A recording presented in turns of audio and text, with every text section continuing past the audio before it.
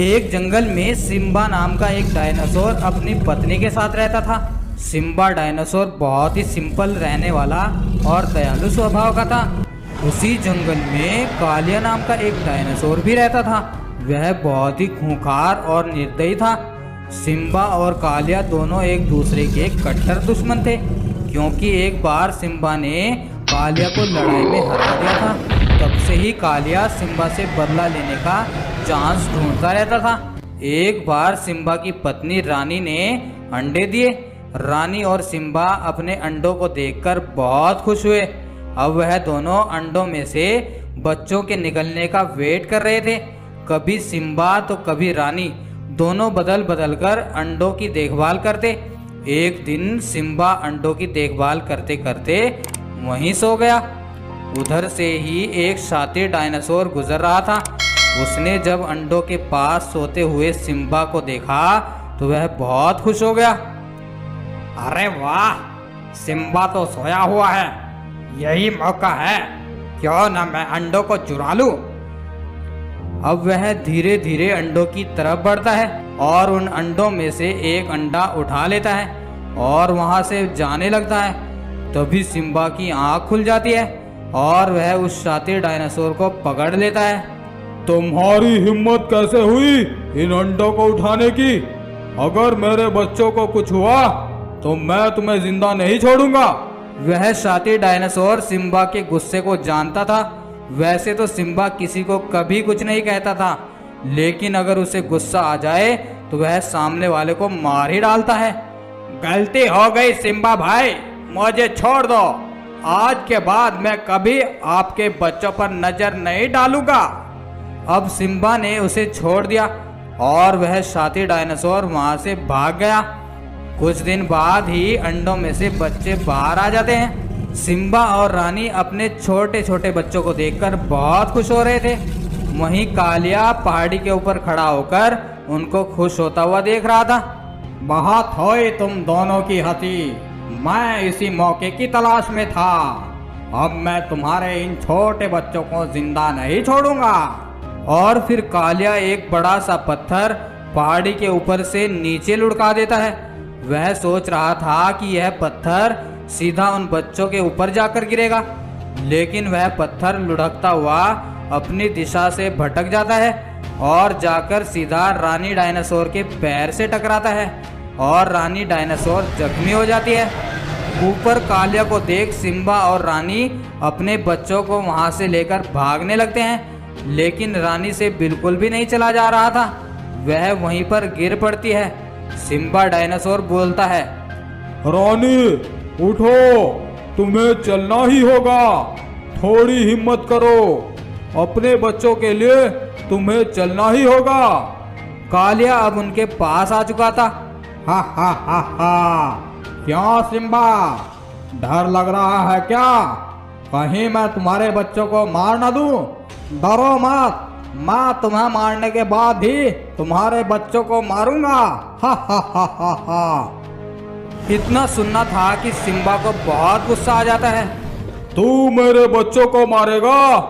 आजा, अगर तुझ में हिम्मत है तो मार कर दिखा मेरे बच्चों को।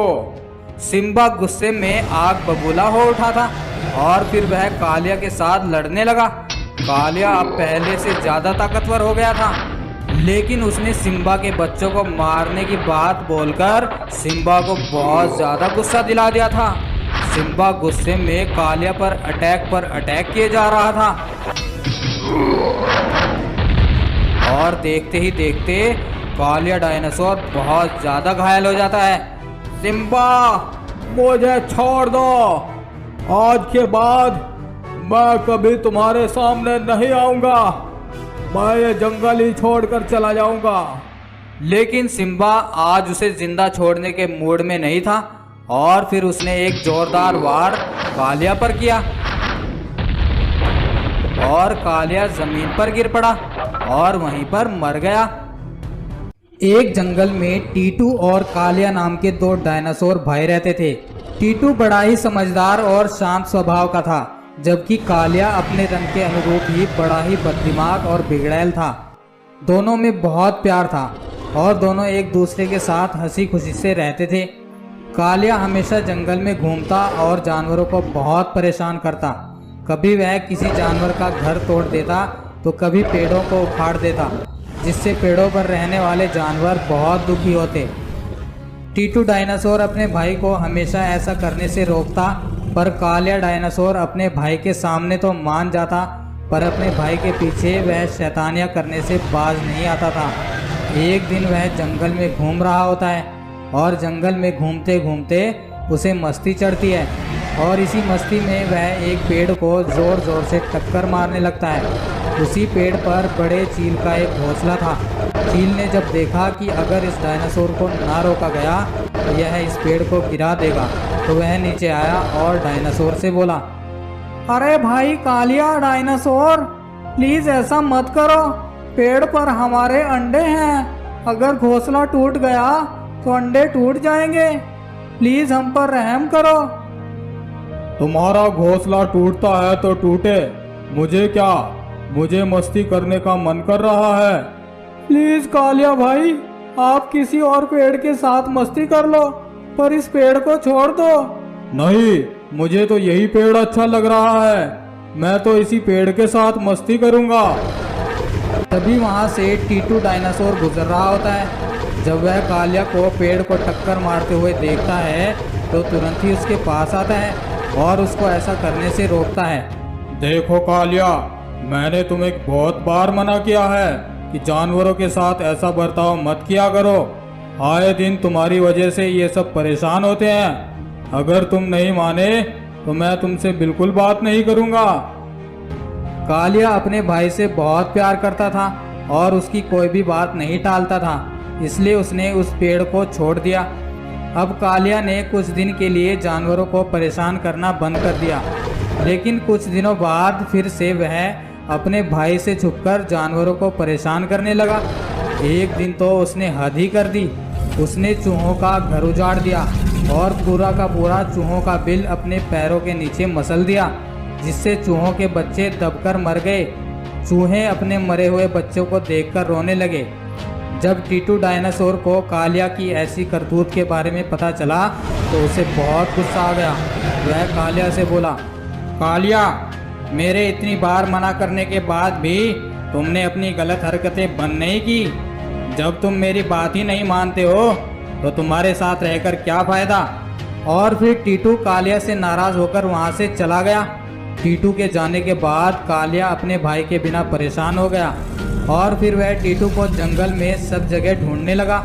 टीटू को जंगल में सब जगह ढूंढने के बाद भी जब वह नहीं मिला तो कालिया बहुत ज़्यादा उदास हो गया और एक जगह रुककर रोने लगा। तभी उसे सामने से टीटू, चील, हाथी और चूहा आते हुए दिखाई दिए। अपने भाई टीटू को देखकर वह बहुत खुश हुआ और बोला, भाई तुम कहाँ चले गए थे? मैंने तुम्हें बहुत ढूंढा, पता है ना मैं तुम्हारे बिना नहीं रह सकता। फिर तुम मुझे छोड़कर क्यों चले गए थे? कालिया भाई, मुझे जंगल के बाहर शिकारियों ने अपने जाल में फंसा लिया था। अगर आज ये चूहा, चील और हाथी ना होते तो शिकारी मुझे उठा ले जाते। चील ने उन शिकारियों पर हमला करके उनको अंधा कर दिया और हाथी ने अपनी सूंड में पानी भरकर मुझे पिलाया और चूहे ने जल्दी से जाल को काट डाला। देखो, जिन जानवरों को तुम हर रोज़ परेशान करते थे, आज उनकी ही वजह से तुम्हारे भाई की जान बच पाई है। टीटू की बात सुनकर कालिया बहुत शर्मिंदा होता है और सभी जानवरों से माफ़ी मांगता है और कभी भी किसी को परेशान नहीं करेगा ऐसी कसम खाता है। फिर वह दोनों डायनासोर मिलजुल कर उस जंगल में रहने लगते हैं। अब उस जंगल में सभी बहुत खुश थे।